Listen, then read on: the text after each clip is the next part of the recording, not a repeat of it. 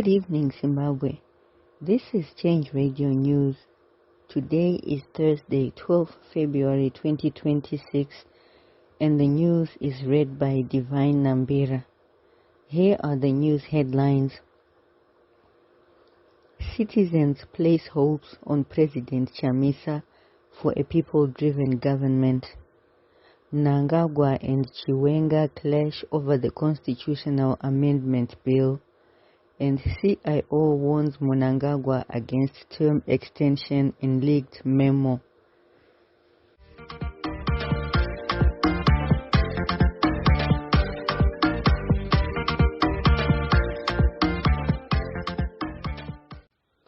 And now for the news in detail. As debate intensifies over ZANU PF's proposed constitutional amendment bill, Zimbabweans say they are placing their hopes in President Nelson Chamisa, who recently returned to active politics. Supporters argue his return comes at a critical time and could play a leading role in mobilizing citizens against the proposed changes and advocating for a people-driven government. While some ZANU PF supporters on social media have dismissed his political relevance, citizens and residents in areas such as Usumba, Marambafungwe say they remain hopeful that his leadership could help restore democratic accountability and improve living conditions. Political analysts say Chamisa's ability to mobilize young and rural voters could significantly shape the national debate around the proposed reforms. Let's hear more from the following.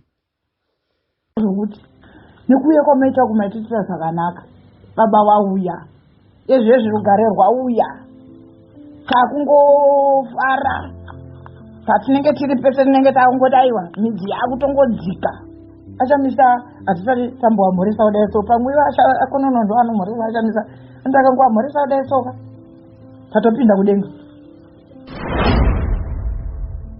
ambenga ari kupiko tanga tichitsvaga kusvika zvabuda kuti ndadzoka. inini handife ndakasiya achamisa nyange chikadii ndiri kukwanisa kuwana mukana wekutaura navo president ndaivaudza kuti chiramwa hachibatsire. Mukaramwa nhasi uno mukatukwa mukanzi zvakati mbava maramwa nhasi. Reports indicate that long-standing tensions between Mr. Emmerson Mnangagwa and Vice President Constantino Chiwenga escalated during a cabinet meeting over the proposed constitutional amendment number 3 bill. Sources say the meeting turned heated as ministers aligned with rival ZANU-PF factions clashed over proposed changes that would extend Mnangagwa's term beyond 2028 and alter the way future presidents are elected.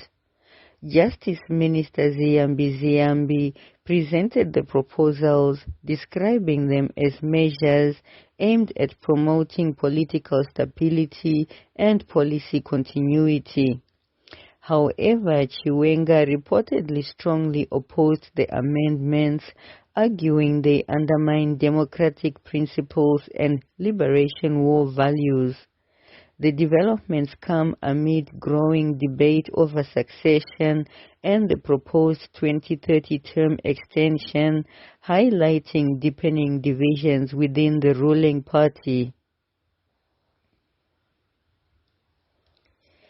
A leaked Central Intelligence Organization memorandum has reportedly warned Mr. Emmerson Mnangagwa against proceeding with the proposed constitutional amendments recently presented to Cabinet. According to the document, the intelligence body argues that the proposals go beyond ZANU-PF's Resolution Number 1, which seeks to extend Mnangagwa's term to 2030, and instead amount to a fundamental restructuring of Zimbabwe's democratic framework. The memo allegedly cautions that extending presidential terms without a national referendum would violate constitutional procedures. It also raises concerns about proposals affecting the Zimbabwe Electoral Commission's powers. The developments come amid internal party tensions over succession, as Mnangagwa's current term is set to end in 2028. The government has not commented on the authenticity of the leaked memo.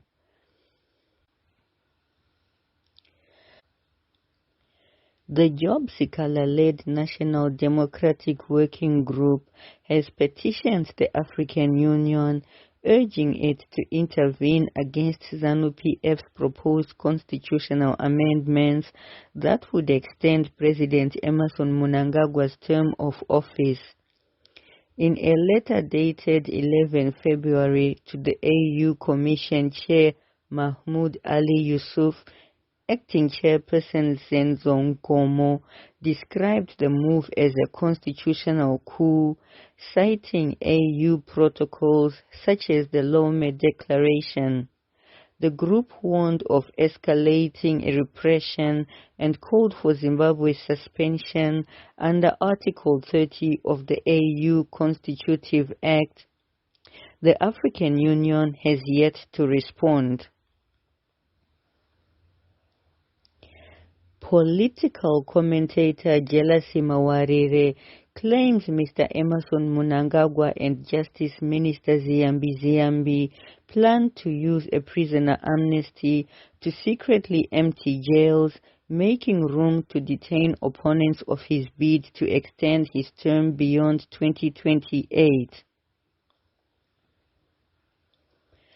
ZANU-PF member Jameson Rushwaya has been accused of invoking the names of senior government and mining officials in a dispute involving Toll Rose Mine in Kadoma. He allegedly name-dropped prominent figures to intimidate authorities during a reported violent takeover of the mine.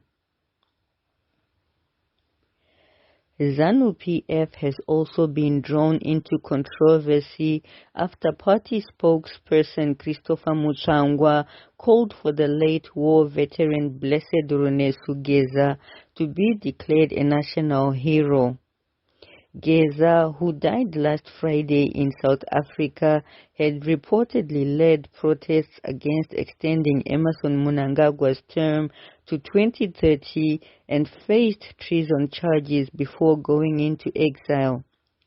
While Muchangwa praised Geza's Liberation War credentials, critics argue his recent actions disqualify him from the honor. The remarks have sparked debate within party structures and affiliates. Former Cabinet Minister Jonathan Moyo is facing criticism from citizens after suggesting that the proposed constitutional system exists in other SADC countries. Critics argue the issue is not whether the system is used elsewhere, but the timing and motive behind its introduction. They describe the proposals as a power grab disguised as reform. A mini cabinet reshuffle was announced late yesterday. Soda Jemu is the new information minister. Jenfan Muswere moves to the Ministry of Skills, Audit and Development, while Paul Mavima takes over national housing. The changes followed the failed attempt to fire Zimbabwe Broadcasting Corporation Board Chairperson Harriet Rushwaya, a decision Mr. Emmerson Mnangagwa later reversed. Reports say thousands of newspapers had already been printed before the announcement was withdrawn. The Zimbabwe Republic Police has confirmed the arrest of Chinese national Shu Luyin in Harare. Police say Luyin was the subject of an inactive Interpol red notice and is wanted in China in connection with a 2023 fraud case. Authorities described the arrest as the result of close cooperation among law enforcement agencies. And in news from local communities, a woman narrowly escaped death after being attacked by a crocodile in the Mwenezi River. She had reportedly stopped with her 2 children while traveling from Bait Bridge when the reptile attacked her in shallow water. She sustained serious injuries but survived after nearby youths rushed to assist her. Suspected serial fraudster Vitalis Munemo has been remanded in custody by Harare magistrate Ruth Moyo. He is accused of defrauding 2 complainants of more than $56,000 after allegedly posing as a car dealer and failing to deliver imported vehicles. In international news, at least 20 people are dead after Cyclone Geza struck Madagascar's east coast. The storm hit Toamasina with winds of up to 250 kilometers per hour, ripping off roofs and flooding entire neighborhoods. 15 people are missing and dozens more injured. Aid groups say up to 90% of roofs were destroyed in some areas. The president is now in the city assessing damage as the cyclone moves inland.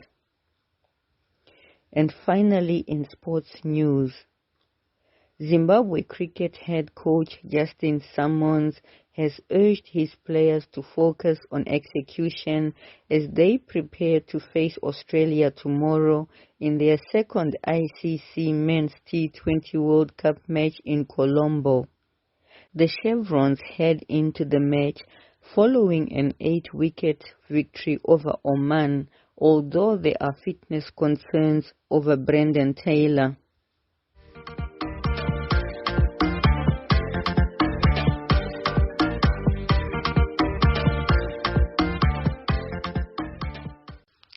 And now to end this news bulletin, here are the headlines once again. Citizens place hopes on President Chamisa for a people-driven government. Mnangagwa and Chiwenga clash over the constitutional amendment bill, and CIO warns Mnangagwa against term extension in leaked memo. And that concludes our bulletin for the day. We thank you for listening. From myself, Divine Nambira, and the entire team at Change Radio, we wish you a blessed night.